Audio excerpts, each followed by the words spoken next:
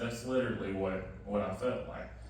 So when she told me she wanted a divorce, I told myself when I was 16 years, I'm not getting a divorce. Like, I'm going to do everything I can to make sure I don't get a divorce. I do not want one of those.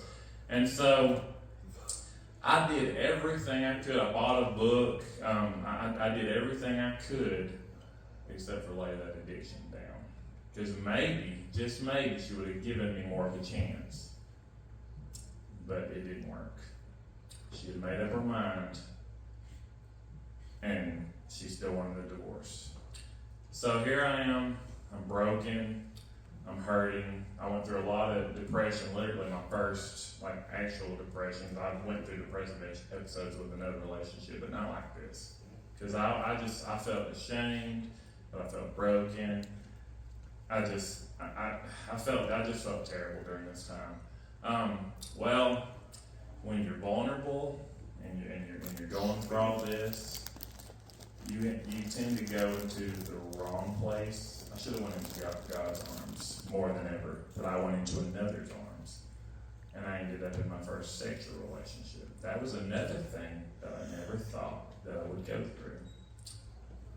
So here I am in this relationship, and I was like, okay, how did I even get here? How did I even get here? The good news was, my addiction was no longer a problem. It was no longer a necessity, if you will, because I was being unfaithful before God. So after 5 months of being with her, we fell out of love, and we parted ways. So after a few jobs that I ended up losing because of health issues, because I also had some serious health issues that I went through as well. You would think that, okay, I'm gonna go back to God with everything I've got. But then another girl came into my life, and I fell into another's arms. And stupidly, I married this one. Yeah, it really was not a good idea. It was really not a good choice. Because I later found out that she was not someone I needed to be with. So this is why I married her. She had 4 kids. They lost their father 2 years ago. I mean, obviously I wasn't in the position to become a father because I needed God more than I'd ever needed God at that point. But I was thinking I'll come in and I'll be their father because I don't want them growing up without a father. So my heart was in the right place, but my spirit was not. So 5 months in, and we were fighting, and eventually all we did was fight. That's eventually all we did. So she wanted a divorce, and I tried talking her out of it. I didn't want 2 divorces. I didn't want one, so why would I want another? But no matter what I did, she still wanted the divorce. So she kicked me out. And then something else happened that I also said would never happen. I had to move back in with my parents. That was one thing out of everything else I didn't ever want.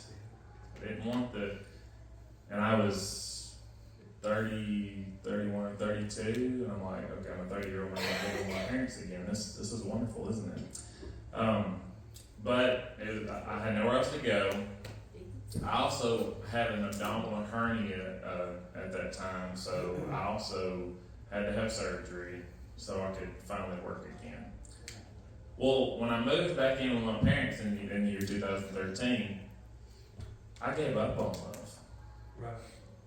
There was one person, and she's sitting back there in the Winter Jam shirt, that said one thing to me. She didn't like it when I put her on the spot. She said one thing to me: if you're living in fear, then you're not living in faith. And if you're living in faith, then you're not living in fear. So I fell on my face that night, and I said, God, I don't want any more wrong choices. I don't want the wrong one. I want the one that you choose for me, but I want to be ready for her at the same time. So I didn't date for like 2 years. I waited and I waited and I waited. And but I mean, there was girls that come toward my way and tried to talk to me and tried to get me to date him, but I was still like waiting on God. But what I also was still doing was I was still stuck in my addiction. So I wasn't ready for love anyways. Right. I got a job at Publix once I got past my recovery of my surgery. And when you go to a job to where you have to pay as much attention as possible and you have an attention problem and they want you to put out a cart of grocery within an hour, 30 minutes or whatever, and it's difficult, I mean, what are you going to do? So for about 7 years, I did the best I could. Well, after the 2 years of not dating someone, I met a girl at church. Yeah, I heard that, so yeah, you're exactly right. Thinking, hey, you met a girl in church, and yeah, there you go, you found the wife that God's been waiting to give you. This is her, right? No. Okay. No. Her name was Stephanie. No, not her. But I still had my addiction, so I wasn't ready.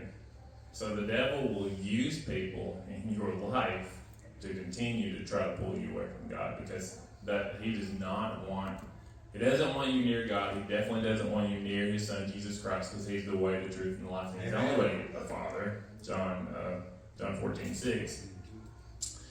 So, and I didn't at first. At first I didn't. I talked to her and stuff, but I was still in the waiting period, basically. Well, after a little while, me and John were actually at my house at the time, and sitting there, and she messaged me on Facebook. So the devil started working on me, and I didn't know it. So we ended up together, and I was thinking, okay, so far this is going good, and I haven't stepped and been unfaithful yet.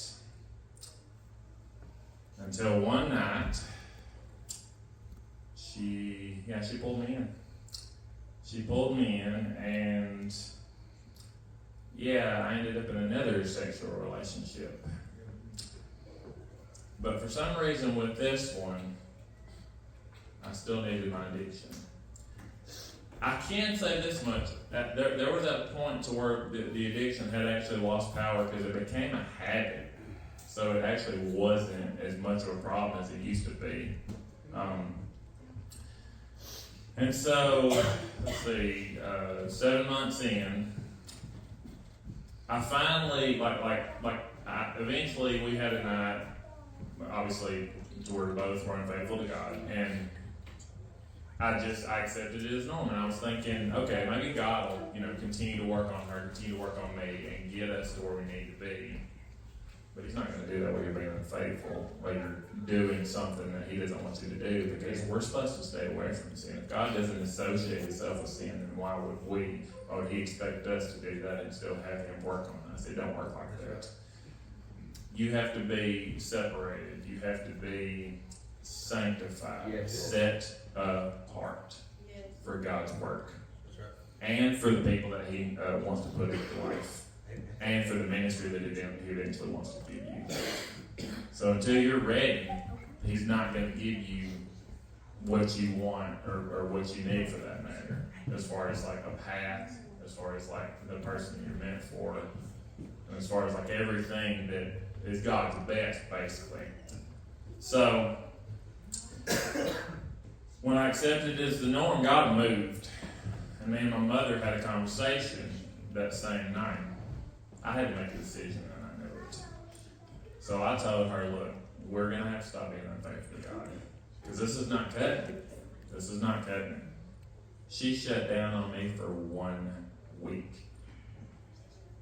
And if I didn't love her, I could have just walked away, and I would have eventually started getting back to working on getting rid of my habit, if you will. But yeah, I hurt for that whole week, and part of me wanted to just walk away, But I was like, I love her too much. Like,